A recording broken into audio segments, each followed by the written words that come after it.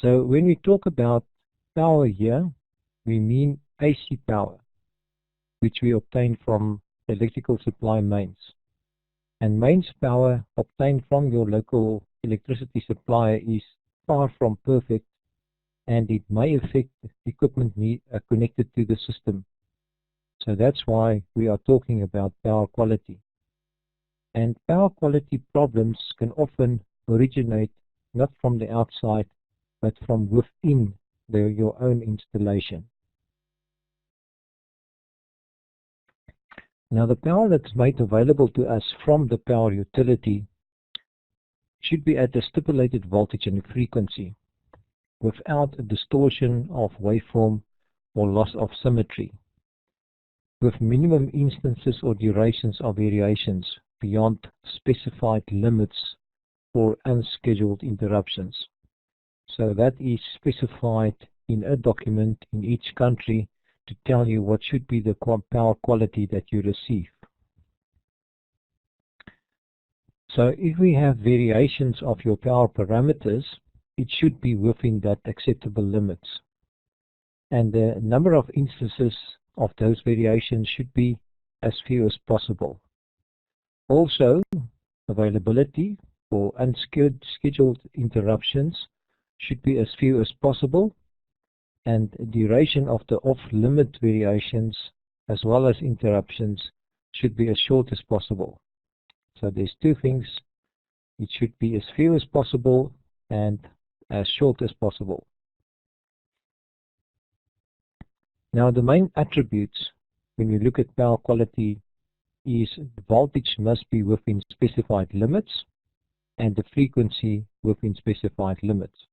So we receive an AC waveform, so there's voltage or amplitude that we talk about, and then the frequency of the waveform, the frequency there. Negligible instances of unscheduled power interruptions, control of the transients or surges, control of voltage fluctuations. If we talk about the three-phase supply, we need symmetry of these different phases, and then a sinusoidal waveform without appreciable distortion. So it should be sinusoidal, not a square wave. Then unavoidable phenomena that are present in any power supply network is the fact that we have voltage drop along the conductors. We have a variable load profile, which means also that the voltage drop will change with this load profile. We have process conditions such as motors starting up. We have changes in the power supply network configuration. We have faults and interruptions as well as load characteristics. Now, all these cause the variations that we talk about in the supply parameters. And that's why we have limits that specify acceptable variations. And those limits are then used inside the equipment design for susceptibility and design economics. So there's a picture of our typical power quality problems. In terms of disturbance, oscillatory decaying transients, average monthly occurrence, and say 62.6, percentage-wise 48%. Then voltage spikes, 50, that's 59.5%. In under voltage, it's 11.2%. Over voltage and outage, you can see it's a small percentage. So that makes up the 100% in terms of the power quality problems that we might have. And in the notes here, they specify smaller than 60 milliseconds at one cycle duration, and then bigger than 50% of the system voltage. So specify also what we mean by that: oscillatory decaying transients, the spikes, smaller than 50% of the system voltage, then again under voltage. This is now higher than 8 milliseconds for 10% of system voltage, and the same with over voltage. and there's a graph showing you the different percentages. So the two main ones, as you can see, is the oscillator decaying transients and the voltage spikes. That's the main contributors. And then under voltage, and the other two are actually very small. Now, voltage amplitude, we have variations that we call sag and swells. We might have repeated fluctuations, surges, interruptions, noise, the frequency variations, the asymmetry, and then this distortion in terms of waveforms. Looking at sag, sag is a temporary reduction in the normal AC voltage. So it lasts for about 0.5 of a cycle, half of a cycle, to about 2 seconds. So that's the duration. And then there's a voltage dip, and that is then the magnitude of the dip. And you can see the difference here is the retained voltage, and we define at a certain percentage below the nominal. Now, a swell is a temporary increase. So we've just looked at the sag. So if we look at the waveform itself, then it will be a reduction in the waveform, and the swell will then be higher. So there is your normal voltage, and this is then higher or lower than the normal voltage. And again, this is also half a cycle up to about 2 seconds. And then that's a complete interruption. Then we have surges, also called spikes or transients. Now again, you can see there's increase, there's decrease, and then there is the spikes, which can be from lightning strikes or switching of very large inductance or long transmission lines. So those spikes, long transmission lines, also inductance, and because of the switching, you'll get that the spikes.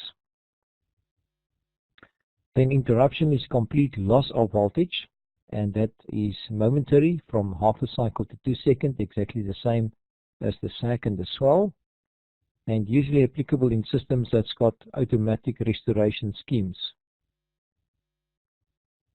Now, sorry, we call it sustained if it's longer than 2 seconds. So there's the interruption. So if you look at the RMS value, then it will go to 0.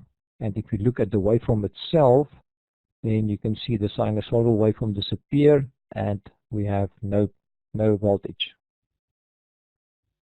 Looking at frequency, this can also originate from the power system, and it might be because of an unbalance between generation and loads. Now, unbalance caused by generation or load changes does not produce very abrupt or very large frequency changes.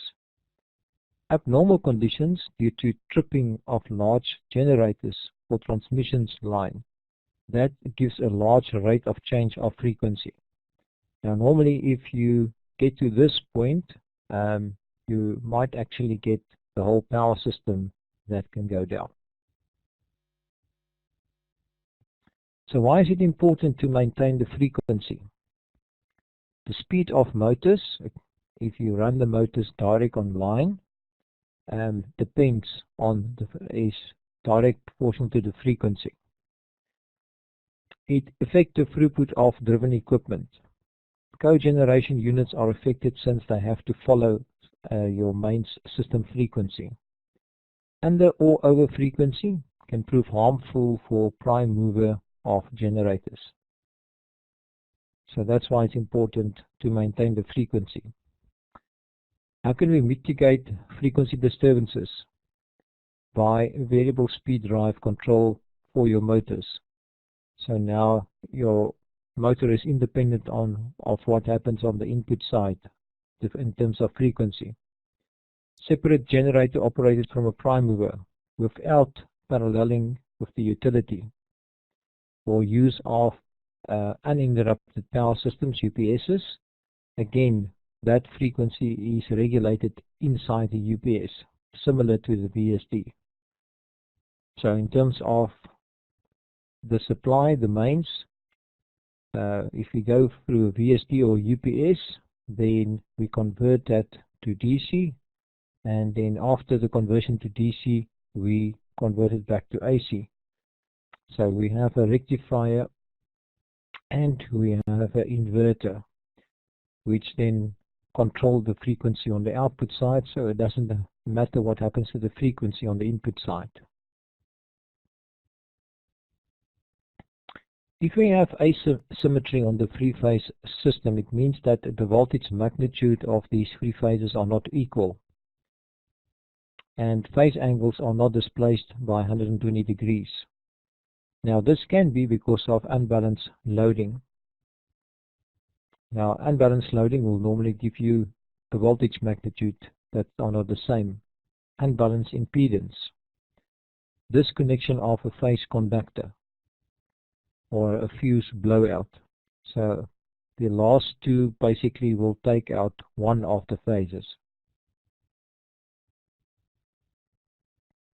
Waveform distortion can be because of magnetic saturation of the transformer core or the presence of large nonlinear loads, and that impedance changes with the applied voltage. An example of this can be arc furnaces as well as many personal computers. So the current drawn from the power supply network is not a pure sine wave, but is distorted. And then we said that contain harmonics. Now, if we have a distorted waveform, not a sinusoidal waveform anymore, then it means instead of, if you look in the frequency domain, only having one component which sits at 50 or 60 Hertz, we now have several components which will now sit at 100, 150, which is then multiples of the original frequency. Now harmonics can cause several problems in the system. In terms of capacitors, it can amplify the harmonics on the electrical distribution system.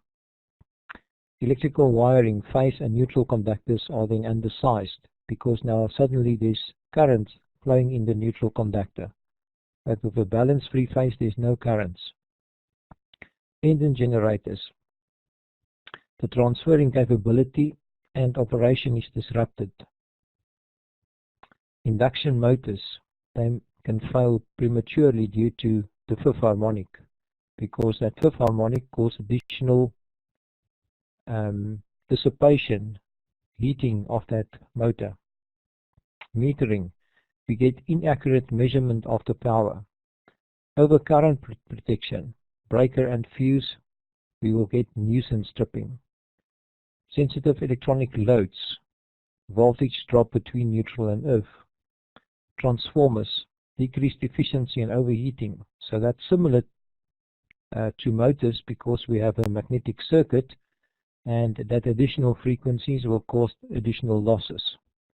And uninterrupted power systems, we can get line and load interaction. Now, noise is an undesirable electrical voltage that distorts or interferes with a signal. So it can be transient or constant.